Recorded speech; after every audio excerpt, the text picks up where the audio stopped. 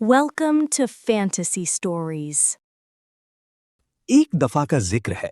दूर पहाड़ों के दरमियान एक खूबसूरत सल्तनत थी जिसका नाम नूराबाद था। वहां सुबह की पहली किरण महल की सफेद दीवारों पर चमकती तो लगता जैसे सारा आसमान जमीन पर उतर आया हो। उस सल्तनत की सबसे प्यारी चीज उसकी दौलत या उसके बाग नहीं थे, बल्कि उसकी शहजादी थी जिसका नाम मेहरुन्निसा था। सब उसे प्यार से मेहर कहते थे। मेहर की आंखें साफ झील की तरह चमकती थीं और उसका दिल इतना नर्म था कि अगर किसी परिंदे का पंख भी टूट जाता तो वो उसके लिए सारी रात दुआ करती।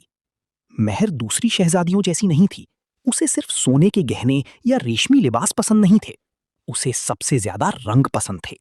वो बाग में फूलों को देखकर उनके रंगों के नाम रखती थीं। कभी किसी गुलाब को सुबह की मुस्कान कहती और कभी किसी नीले फूल को रात का गीत कहती। जब बारिश होती तो वो महल की ऊंची छत पर चली जाती और बूंदों को अपनी हाथों पर महसूस करती। उसे लगता कि आसमान कोई पुरानी कहानी सुना रहा है। एक दिन बहुत तेज बारिश हुई। बादल गरजे, हवा ने दरख्तों को झुला दिया और फिर अचानक आसमान साफ हो गया। सूरज नर्म रोशनी के साथ निकला तो पूरे आसमान पर एक बड़ा सा रेनबो उभर आया। मेहर ने पहली बार इतना रोशन और इतना करीब रेनबो देखा। उसके साथ साथ हर रंग ऐसे चमक रहा था जैसे उसमें किसी ने रूह भर दी हो। लाल, नारंगी, पीला, हरा, नीला, जामुनी, सब कुछ इतना हसीन था कि मेहर की सांसें ठहर सी गईं। वो देर तक उसे देखती रही, फिर धीरे से बोली, काश मुझे मालूम होता कि रेनबो के दूसरे किनारे पर क्या होता है। क्या वहां कोई शहर है? क्या वहां परियां रहती हैं? या कोई ऐसी दुनिया जहां उदासी का नाम भी नहीं? उसी रात मेहर को नींद देर से आई। जब सब सो गए और महल की राहदारियों में खामोशी फैल गई, तो उसके कमरे की खिड़की से नर्म सी रोशनी अंदर आई। मेहर ने आंखें खोली तो देखा कि रेनबो का एक पतला सा रंगीन रेशा चांदनी में चमकता हुआ कमरे तक आ पहुंचा है। फिर उस रोशनी से एक हल्की सी शक्ल बनी। वो एक छोटी सी परी थी जिसके परों पर सातों रंग झिलमिला रहे थे। परी मुस्कुराकर बोली, शहजादी मेहर, तुमने रेनबो के बारे में सवाल किया था और रेनबो उन दिलों को जवाब देता है जो सचमुच उसे समझना चाहते हैं।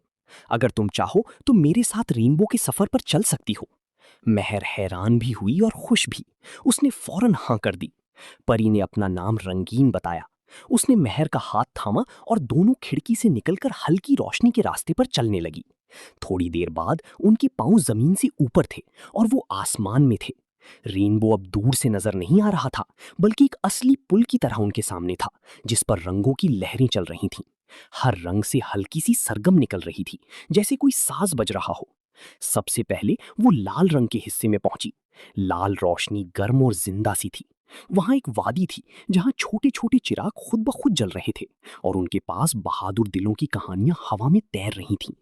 रंगीन ने कहा, ये लाल रंग हिम्मत का है। जो लोग सच के लिए खड़े होते। फिर वो नारंगी रंग के हिस्से में गईं।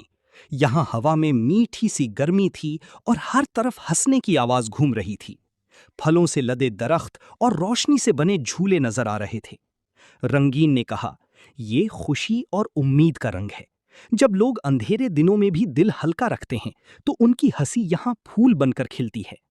मेहर ने एक बूढ़ी औरत को देखा जो खुद भूखी रहकर बच्चों को रोटी खिला रही थी और फिर भी मुस्कुरा रही थी। उस मुस्कुराहट से नारंगी फूल उग रहे थे। मेहर ने सोचा कि असली खुशी चीजों से नहीं निकलती, वो दिल के अंदर से जन्म लेती है। इसके बाद वो पीले रंग की दुनिया में उतरी।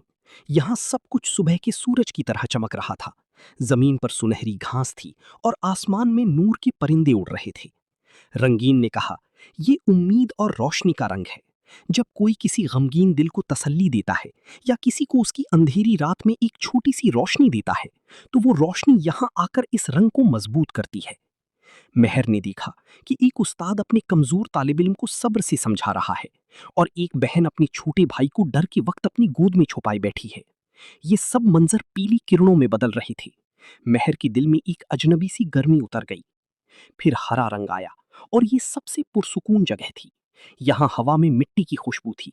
दरिया आहिस्ता बह रहा था और दरख्तों के पत्ते नर्म गीत गा रहे थे। रंगीन ने कहा, ये शिफा और रहमत का रंग है। जब कोई किसी दर्द को हल्का करता है या किसी टूटे दिल को सहारा देता है तो उसका असर यहाँ सब्ज रोशनी बनकर उभरता है। मेहर ने एक नीले रंग तक पहुंचते पहुंचते रात और भी गहरी हो चुकी थी, मगर यहां अंधेरा नहीं था, बल्कि गहरा सुकून था, जैसा समंदर की तह में होता है। यहां लंबे शीशे जैसे झीलें थीं, जिनमें लोगों के सच्चे अल्फाज गूंज रहे थे। रंगीन ने कहा, ये सच और वफादारी का रंग है। जो लोग अपने दिल को साफ रखते हैं और झूठ के आसान रास्ते को छोड़कर सच बोलते हैं, उनका असर यहां जमता है। मेहर ने देखा एक गरीब मर्द को जो सोने की थैली लौटाने जा रहा है, हालांकि उसके अपने घर में खाना कम था। उसने देखा एक दोस्त अपनी गलती मान रहा है और माफी मांग रहा है। नीली झील में उन सबकी सूरज चमक रही थी। मेहर ने सोचा कि सच कभी कभी सख्त लगता है, मगर उसमें अजीब सा सुकून होता है। आखिर में वो जामनी और बैंगनी रंग के किनारों तक पहुंची। वहां सब कुछ खामोश और रूहानी था। हवा में सितारों की गर्द घूम रही थी और दूर एक नूरानी महल नजर आया जो किसी रंगीन ने पूछा, तुम्हारा सबसे बड़ा ख्वाब क्या है? मेहर ने बहुत देर सोचा, फिर बोली, मेरा ख्वाब ये नहीं कि मेरे पास सबसे ज्यादा जेवर हो या मेरा महल सबसे बड़ा हो। मेरा ख्वाब ये है कि मेरी सल्तनत में कोई दिल बिना सहारे के ना रहे, कोई बच्चा गम से ना रोए और कोई बूढ़ा तन्हा ना बैठे। अगर रेनबो के रंग इंसानी दिलों से मजबूत होते हैं, तो मैं चाहती हूं कि मेरे लोगों के दिल इतने रोशन हों कि आसमान हमेशा रंगों से भर जाए। रंगीन की आंखों में चमक आ गई। उसने कहा, इसी जवाब का इंतजार था। रेनबो के रास्ते पर चलकर बहुत लोग हसीन मंजर देखते हैं, मगर कम लोग समझते हैं कि रेनबो सिर्फ आसमान में नहीं होता, वो इंसान के कामों में भी होता है। जब तुम किसी की मदद करती हो तो एक रंग जगता है, जब तुम सच बोलती हो तो दूसरा रंग चमकता है, जब तुम उम्मीद देती हो तो तीसरा रंग रोशन होता है। रेनबो असल में इंसानी नेकियों का पुल है जो जमीन को आसमान से मिलाता है। इतने में महल के बाहर अचानक हल्की सी गर्दिश हुई और एक शीशा अंधेरा पड़ने लगा। मेहर ने घबराकर पूछा, ये क्या हुआ? रंगीन ने उदास होकर कहा, जब किसी जगह लोग हसद, नफरत और जुल्म में बहुत गहरा डूब जाते हैं, तो रेनबो का कोई रंग कमजोर हो जाता है। अभी तुम्हारी सल्तनत के करीब एक गांव में लोग एक दूसरे से नाराज हैं। उनके दरमियान दुश्मनी इतनी बढ़ गई है कि यहाँ का एक रंग फीका पड़ रहा है। अगर उसे ठीक ना किया गया तो नूराबाद के आसमान से रेनबो कम नजर आएगा। मेहर ने फौरन कहा, मुझे वापस ले चलो, मैं कुछ करूंगी। रंगीन ने उसका हाथ थामा और पल भर में दोनों दोबारा महल के कमरे में थीं। सुबह होते ही मेहर ने अपने वालिद बादशाह से इजाजत ली और उस गांव की तरफ रवाना हो गई जहां लोगों में झगड़ा था। वहां पहुंचकर उसने देखा कि दो खानदान एक पुरानी झगड़े की वजह से सालों से एक दूसरे से बात नहीं कर रहे थे। बच्चे भी अलग खेलते थे और औरतें पानी भरने के वक्त एक दूसरे से मुंह फेर लेती थीं। मेहर ने ना तो हुक्म दिया और ना किसी को डराया। उसने पहले दोनों तरफ के बुजुर्गों के पास बैठकर उनकी बात सुनी, फिर जवानों से मिली, फिर बच्चों के साथ खेली। उसने जाना कि असल झगड़ा एक छोटी सी गलतफहमी से शुरू हुआ था जो सालों में जहर बन चुकी थी। उसने गांव के बीच एक महफिल रखी जहां सबको बुलाया गया। पहले कोई तैयार ना हुआ, मगर जब शहजादी ने खुद मिट्टी पर बैठकर रोटी तोड़ी और पानी पिया तो लोग शर्मिंदा हुए और धीरे धीरे आ गए। मेहर ने उनसे कहा, अगर तुम चाहो तो अपनी जिद बचा सकते हो, लेकिन फिर तुम्हारे बच्चे भी इसी बोझ के साथ बढ़ेंगे। और अगर तुम चाहो तो आज अपने दुख को नाम देकर उसे रुखसत कर सकते हो। उसने हर एक से कहा कि वो सिर्फ एक ऐसी बात बता दे जो उसने दूसरी तरफ के किसी शख्स में अच्छी देखी हो। पहले सब चुप रहे। फिर एक बूढ़ी ने कहा, दूसरे घर का मर्द मेहनती है। फिर एक औरत बोली, उनकी बेटी बहुत शरीफ है। फिर एक लड़का बोला, उनका छोटा भाई अच्छा दोस्त बन सकता है। धीरे धीरे सख्ती पिघलने लगी, आंखें नम होने लगी और आवाजों की कशमकश की जगह खामोश समझने ले लिया। आखिर दो बुजुर्ग उठे और एक दूसरे के करीब आकर खड़े हो गए। एक ने कहा, हमने बहुत साल जाया कर दिए। दूसरे ने कहा, अब और नहीं। फिर दोनों गले मिल गए और गांव के लोग रो पड़े। उस वक्त बादल छट गए और सूरज की किरण ने आसमान को छुआ तो सबने देखा कि उनके सर के ऊपर एक नया रोशन रेनबो उभर आया है, पहले से ज्यादा चमकदार और पहले से ज्यादा करीब। बच्चे खुशी से उछलने लगे और औरतें दुआएं देने लगीं।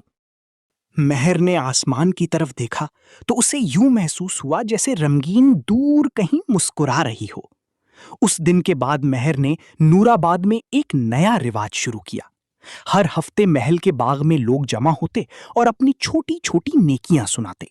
कोई बताता कि उसने पड़ोसी की मदद की, कोई कहता कि उसने झूठ बोलने के बजाय सच कहा, कोई बताता कि उसने किसी उदास दोस्त को हंसाया। इन कहानियों को बच्चे बहुत शौक से सुनते और धीरे धीरे पूरी सल्तनत में एक अजीब सी रोशनी फैलने लगी। लोग समझने लगे कि बड़े कारनामे सिर्फ जंग जीतने से नहीं होते, कभी कभी किसी का बोझ उठा लेना भी एक फतह होती है। महीनों बाद जब फिर एक तेज बारिश हुई तो महर महल की छत पर जा खड़ी हुई। इस दफा रेनबो पहले से ज्यादा वसी था और उसके रंग गहरी थी, जैसे हर रंग में हजारों दिलों की दुआ बसी हो। महर ने आंखें बंद करके शुक्र अदा किया। उसे अब मालूम हो चुका था कि रेनबो के दूसरे किनारे पर कोई सिर्फ जादुई शहर नहीं होता, बल्कि इंसानी दिल का सच होता है। और जो लोग प्यार, सच, हिम्मत, उम्मीद, शिफा और माफी के साथ जीते हैं, वो जहां भी हों अपनी दुनिया को रेनबो बना देते हैं। उस रात जब वो सोने लगी तो खिड़की के